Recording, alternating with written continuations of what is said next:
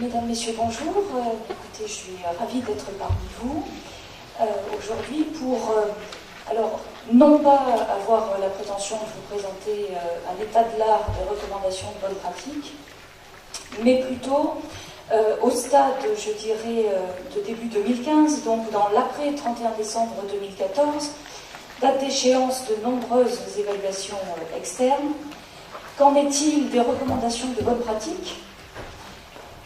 Pour mémoire, comment ont-elles été construites, élaborées, déployées, mais surtout comment ont-elles été perçues, intégrées ou non, et comment aujourd'hui sont-elles vécues, quels sont leurs apports et leurs impacts, parce que, et je ferai simplement ce rappel et cette référence, l'usager étant au centre, en effet, des préoccupations et de l'ensemble de nos actions, concrètement, est-ce que ces recommandations de bonne pratique, aujourd'hui, ont produit leurs impacts ? Concrètement, si on interroge en effet un usager, ayant en tête une ou deux recommandations, est-ce qu'on obtient une réponse rapide et claire sur une amélioration apportée à son quotidien et à son accompagnement ?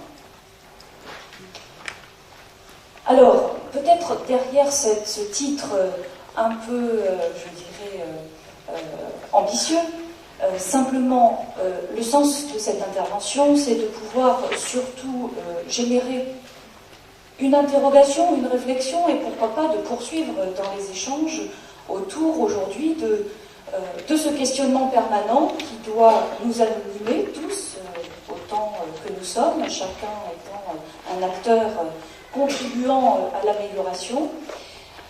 Et je ferai simplement quelques rappels des interventions dont j'ai pu bénéficier depuis ce matin, et pour essayer simplement de vous démontrer finalement dans la logique et les propos de mes collègues à quel point finalement on arrive sur ces recommandations de bonne pratique à peut-être leur donner le sens et leur place demain dans le changement.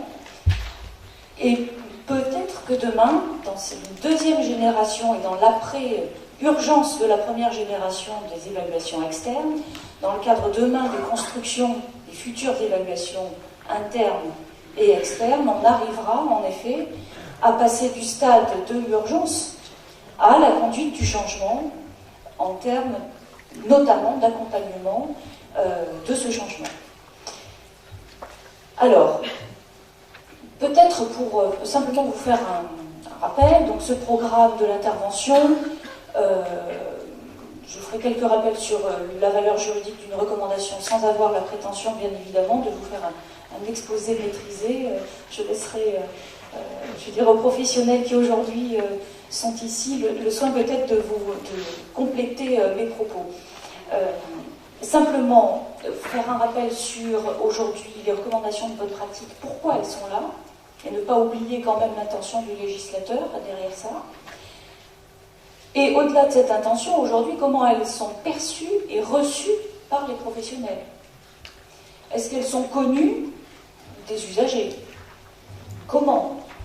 Et demain, à partir des constats et de ce qu'elles ont produit ou pas, est-ce que demain, on a des compétences nouvelles à développer ou pas au sein des établissements et des services, à partir des recommandations de bonne pratique, de leur construction, qui renvoie quand même aussi à des aspects concrets, avec des cas pratiques qui sont intégrés dans leur contenu. Donc, demain, est-ce que ça peut être, en effet, une opportunité dans le pilotage du changement et dans l'amélioration continue ? Donc, en effet, je refais un point pour qu'on se comprenne bien qu'il n'y ait pas d'ambiguïté. Je ne vous ferai pas un exposé des recommandations de bonne pratique, ni de la dernière recommandation qui a été publiée. Je ne vous ferai pas non plus une présentation de la loi de 2002, simplement, qu'en est-il de leur impact et de leur appropriation ? Un rappel rapide sur l'origine. Premier point, autour finalement de ce qui fonde aujourd'hui d'un point de vue réglementaire et législatif, donc leur portée. L'article L312.8 du Code d'action sociale des familles, les établissements et services sociaux médico-sociaux procèdent à des évaluations de leurs activités et de la qualité des prestations qu'ils délivrent, au regard notamment de procédures, de références et de recommandations de bonnes pratiques, avec un S à bonne, bien évidemment, mais ça c'est le regard distancié qui montre les erreurs qu'on est capable de commettre dans l'urgence, donc ne pas travailler dans l'urgence. Recommandations de bonnes pratiques professionnelles validées ou, en cas de carence, élaborées selon les catégories d'établissements de services par l'Agence nationale de l'évaluation et de la qualité des établissements et services sociaux et médico-sociaux. Donc la référence est claire, on ne peut pas, entre guillemets, les nier ou s'en affranchir, elles sont déjà inscrites dans ce qui est opposable. Ça, c'est le premier point. La généralisation des évaluations, donc elles s'inscrivent bien dans le cadre des démarches d'évaluation. Premier point. La généralisation donc des évaluations dans l'action sociale et médico-sociale, je dirais qu'il ne faut quand même pas oublier que l'intention quand même du législateur et de l'autorité publique était quand même malgré tout d'apporter une sorte de normalisation. Et donc, dans cette normalisation, cette recherche de normalisation des comportements professionnels, la visée était quand même de pouvoir rationaliser des comportements professionnels dans le domaine de l'action sociale et médico-sociale, ce qui n'est pas neutre, j'y reviendrai, mais quand on intègre l'action sociale aussi, et qu'on la met au même plan d'exigence que notamment l'action sanitaire ou médico-sociale, on a déjà là une ambition et un objectif à atteindre qui est quand même ambitieux. Qui dit action sociale, dit travail social. Est-ce qu'on peut demain rationaliser ou avoir l'ambition de normaliser le travail social et la relation d'aide apportée à l'usager? C'est une question. Le premier acte dans cette intention du législateur de normaliser a été de pouvoir constituer, première étape, le Conseil national de l'évaluation sociale et médico-sociale. Et puis, donc là on était bien au stade de l'évaluation, déjà la dénomination, qui est devenue l'agence, puis qui est devenue déjà un GIP, un groupement d'intérêt public, donc de l'État, avec l'Agence nationale de l'évaluation et de la qualité des établissements et services sociaux et médico-sociaux. Donc les recommandations de bonnes pratiques qui ont, je dirais, dans le secteur émergé à partir de 2008, sont bien liées à la création de l'Agence nationale de l'évaluation et de la qualité. Donc ces recommandations, me semble-t-il, se situent bien à l'interface de cette logique à la fois d'évaluation, mais aussi d'une logique d'amélioration continue de la qualité des établissements et des services médico-sociaux.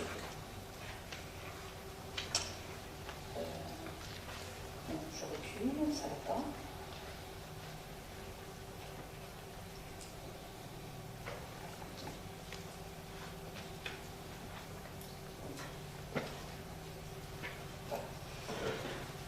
Alors, premier point, les recommandations de bonne pratique sont-elles des normes?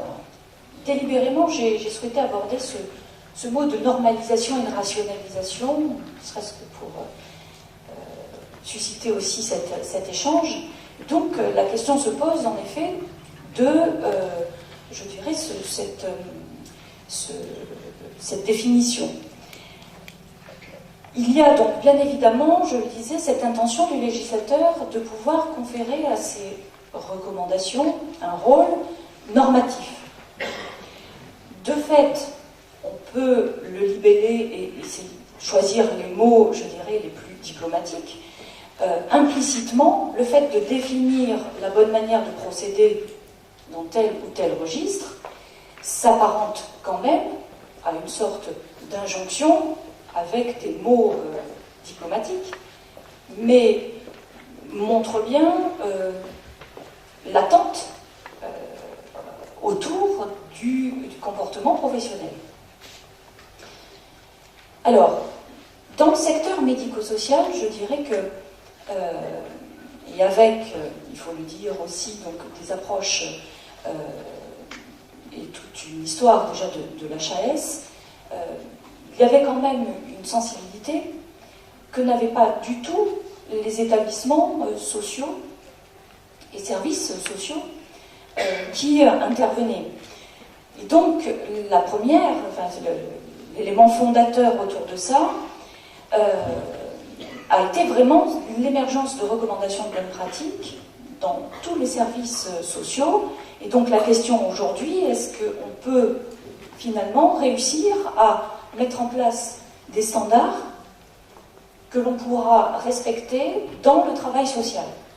Vous me direz, autour de cette question, si elle est posée comme ça, dans un travail en groupe avec des travailleurs sociaux, je ne suis pas sûre qu'on puisse travailler longtemps ensuite à un référentiel, par exemple, propre à l'établissement ou au service. Mais pour autant, c'est quand même une question aussi très souvent que posent les travailleurs sociaux quand il s'agit de travailler ou de les accompagner sur une démarche d'évaluation interne. Aujourd'hui, la question est un peu différente quand même. Après, je dirais, cette première vague d'évaluation interne et d'évaluation externe. Les normes sont produites, donc elles sont diffusées. Et donc la question qui se pose, c'est finalement, dans ces premiers constats, donc il ne s'agit pas, là, encore une fois, d'études et de sondages qui utiliseraient des méthodes scientifiques, mais pour autant, on a tous en tête les premiers constats et ce qui se dégage des premières évaluations internes et externes. Est-ce que les effets attendus sont bien là? Et est-ce qu'il n'y a pas des effets non attendus et qui pour autant sont constatés au stade de, je dirais, la première vague d'évaluation interne ou externe?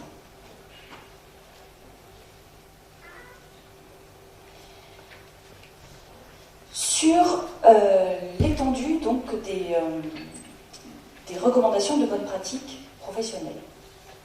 Pour mémoire, donc, l'ANESM est créée en 2007. Les premières recommandations sont émises et élaborées, construites en 2008, avec un premier socle autour de la bientraitance. Et à ce jour, on doit être, il me semble, 36 recommandations, voire un peu plus, 36. Ce que l'on peut noter, au-delà des secteurs d'intervention, d'ailleurs, cette classification qui est très bien faite sur le site de l'ANESM, par domaine et par type de secteur d'intervention, et par public. On a aujourd'hui des compétences, des recommandations, transversales, donc qui s'appliquent bien à tous les établissements et services. L'ANESM a été aussi capable d'entrer vraiment sur des registres de spécificité de certains établissements et services.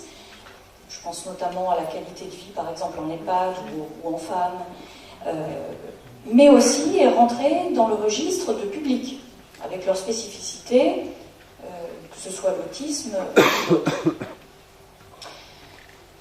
Pour autant, dans les constats, et au-delà de ces étendues, et dans la recherche, et vraiment ce souci d'adapter, à la fois sur la généralisation des recommandations de bonnes pratiques, mais en restant dans la prise en compte des spécificités des publics et des types d'établissements, on peut quand même constater qu'on a des approches de l'évaluation qui sont quand même un peu différentes selon les types d'établissements.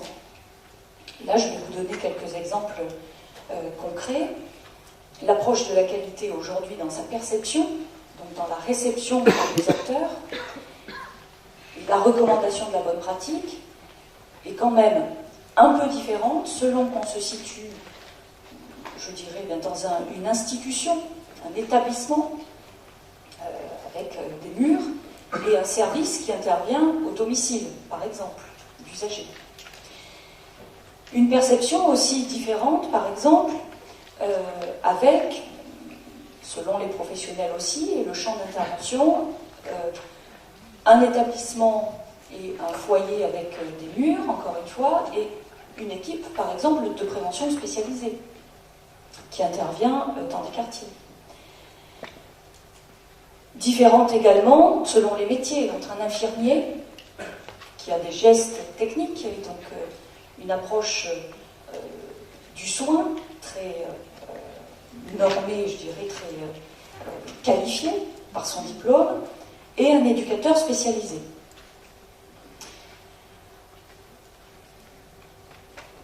Ce qui m'amène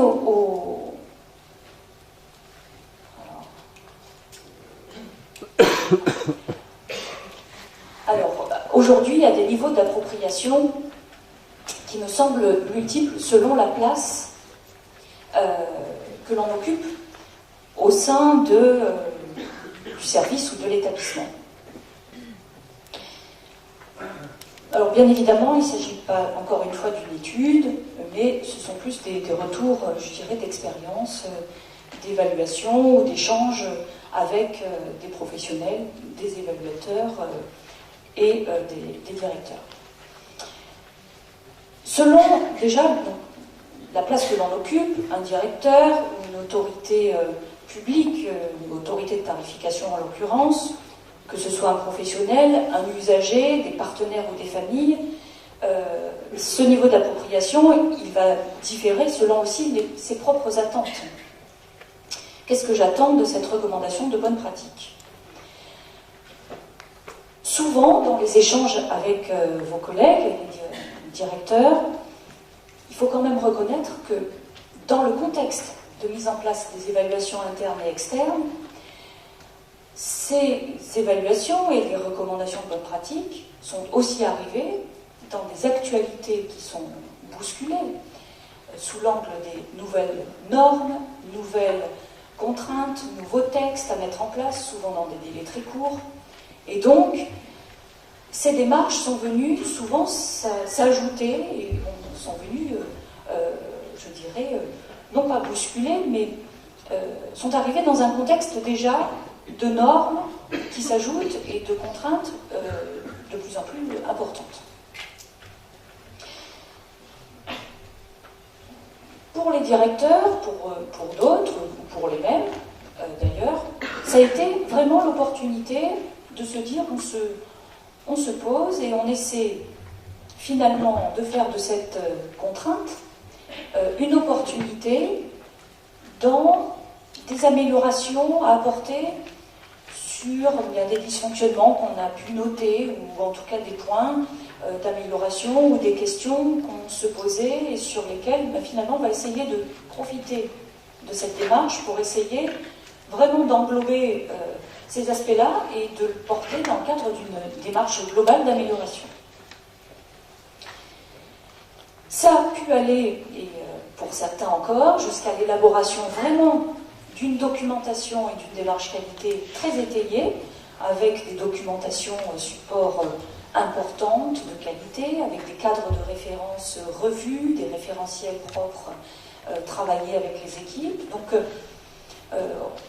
jusqu'à l'outil de pilotage et jusqu'à finalement une démarche de management par la qualité.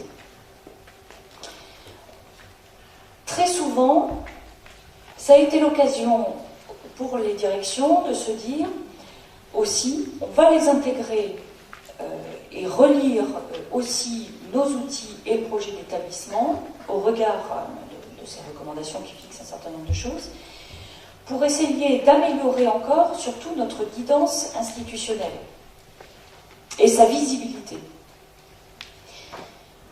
Alors, pour les autorités, et là je me permettrai de parler d'autorité de tarification pour avoir cette particularité d'être à la fois dans des contacts et des projets... Une minute et demie. D'accord. Avec des établissements et des autorités de tarification, c'est qu'on a des paradoxes sur la connaissance des recommandations de bonne pratique. Un des paradoxes, c'est celui de la protection de l'enfance. Les maisons d'enfants à caractère social sont soumises aux recommandations de bonne pratique, évaluation interne et externe, donc a priori connaissent les recommandations. les conseils généraux qui mettent en place des services de suivi à domicile d'enfants confiés, donc qui a priori exercent des prestations semblables, ne sont pas soumises aux évaluations externes et donc ne connaissent pas forcément toujours dans le détail les recommandations de bonne pratique. Les professionnels, quant à eux, très souvent, entre la réticence liée à sa culture et puis, au-delà de ça, je dirais, le fait de se retrancher derrière un diplôme, une qualification pour dire je maîtrise, j'ai un diplôme, donc pourquoi m'expliquer demain quelle est ma bonne pratique et mon comportement professionnel à avoir, alors que j'ai été formé pour ça. L'usager, sur la connaissance de ses droits, je dirais qu'on est quand même sur des balbutiements selon les secteurs. Les partenaires, ils découvrent les évaluations quand ils sont sollicités dans le cadre des évaluations externes. Et les familles, elles sont, je dirais, selon la place aussi que l'établissement peut leur donner. Alors, les signes des recommandations de bonne pratique aujourd'hui concrets dans les établissements, ça peut être des guides à destination des professionnels, des référents désignés sur des thématiques et des recommandations. C'est là où aussi les évaluations externes, et par le biais des évaluateurs, normalement, et des échanges à avoir lors des évaluations externes, doivent pouvoir aussi apporter ce benchmarking auquel on faisait référence tout à l'heure, sur des bonnes pratiques et des exemples de bonnes pratiques mises en place ailleurs. C'est peut-être la deuxième génération des évaluations externes qui le permettra. En tout cas, la force des recommandations de bonne pratique aujourd'hui, ça c'est incontestable, c'est leur mode d'élaboration. Leur légitimité et leur force, elle tient dans le fait que ce sont des professionnels, des autorités qui, rassemblés, prennent en compte la veille, les expériences, pour élaborer et construire des recommandations de bonne pratique. Et ça, c'est un argument, je dirais, qui d'emblée s'impose naturellement quand on le travaille. La deuxième force des recommandations de bonne pratique, c'est vraiment ce dialogue interne et ce regard partagé qui fait que on dépasse la simple diffusion, je dirais, du haut vers le bas, donc descendante, pour rentrer dans une logique de construction et un levier donc de mode d'élaboration d'outils de réflexion partagée. C'est là où les recommandations sont des supports d'intervention, notamment sur des situations à risque, qui sont non seulement intéressants, mais déterminants dans l'amélioration continue.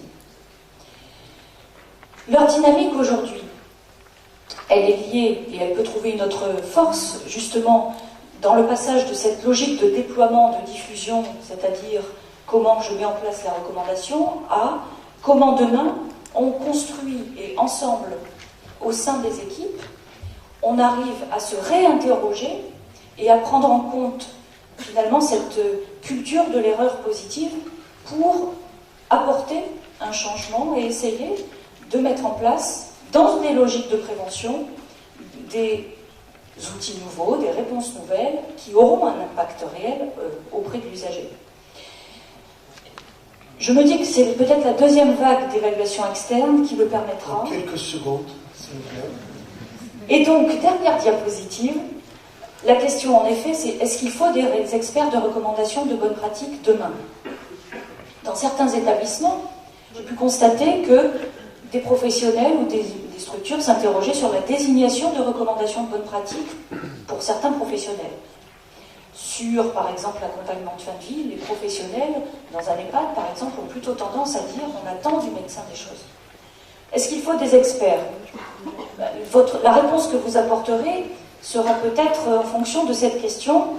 À partir du moment où les démarches d'évaluation se construisent et évoluent dans des systèmes internes et externes, en interaction, faut-il que quelques-uns des sachants portent l'expertise de recommandation de bonne pratique pour les déployer dans les meilleures conditions?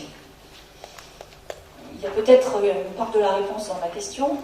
En tout cas, la question demain, c'est comment en effet passer à partir de ces recommandations d'une logique d'urgence, où il a fallu mettre en place, lors des évaluations internes et externes, à une logique de prévention pour préparer la suite et rentrer réellement maintenant dans des démarches d'amélioration continue. Je vous remercie.